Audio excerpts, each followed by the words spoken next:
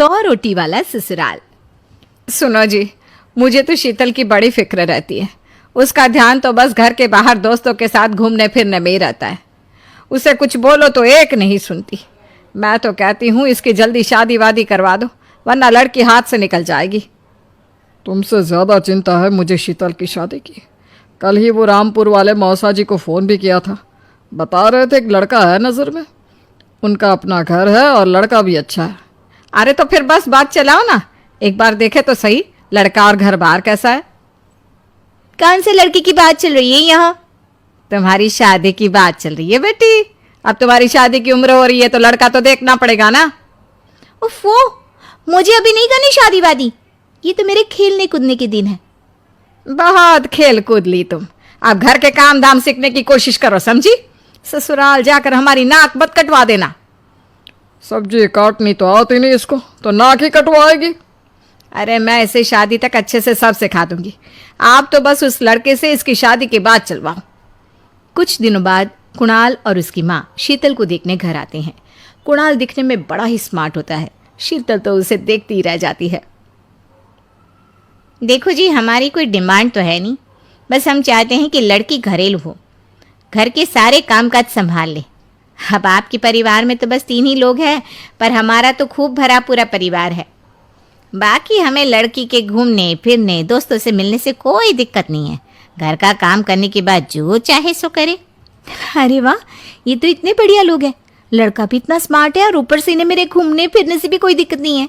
हे भगवान, तूने तो बिना मांगे ही मुझे सब दे दिया। बताओ जी, और क्या चाहिए हमें? हमारी तरफ से तो रिश्ता पक्का है जी। बस फिर तो हंसी खुशी शीतल और कुणाल की शादी हो जाती है। शीतल मन ही मन बड़ी खुश होती है और उसी खुशी के साथ वो अपने ससुराल में कदम रखती है। आओ बहू, तुम्हारा अपने ससुराल में स्वागत है। ये मिलो अपने परिवार से। ये तुम्हारे ससुर जी, तुम्हारी ननद सुनीता और गीता, सुनीता के पति राजेश और उनके 2 बच्चे राजू और चिंटू। ये ना हमारे साथ यहीं रहते हैं। ये तुम्हारी दादी सास है और बाकी लोग अभी बाहर गए हुए हैं। इतने सारे लोग, ये सब यहीं रहते हैं इस घर में? अरे अभी तो मेरे देवर देवरानी और उनके 3 बच्चे यहाँ नहीं है। उसके मायके में भी शादी थी ना, तो बस वहीं गई है। कल तक आ जाएंगे। हे भगवान, ये घर है या धर्मशाला? ये सब एक साथ इस घर में कैसे रहते हैं? मुझे तो पता ही नहीं था इनका इतना बड़ा परिवार है। अब समझी कि कोई डिमांड क्यों नहीं की इन्होंने। ये सब चाल चले मेरे साथ। अरे बहू, खड़े खड़े क्या सोच रही हो? चलो अपने कमरे में जाकर आराम करो। जी माँ जी। शीतल का ससुराल में पहला दिन होता है। शीतल रसोई में जाकर सबके लिए खीर बनाने लगती है। तभी उसके ननद सुनीता आती है। अरे वाह भाभी, आज क्या बना रही हो? बस दीदी, आज वो पहली रसोई है ना, तो खीर बना रही थी। अरे भाभी, ये खीर वीर रहने दो। घर में 4 लोगों को शुगर है और कुछ लोग मीठा ही नहीं खाते। आप ना सीधा खाना ही बना दो। क्या फ़र्क पड़ता है मीठा बने या नमकीन?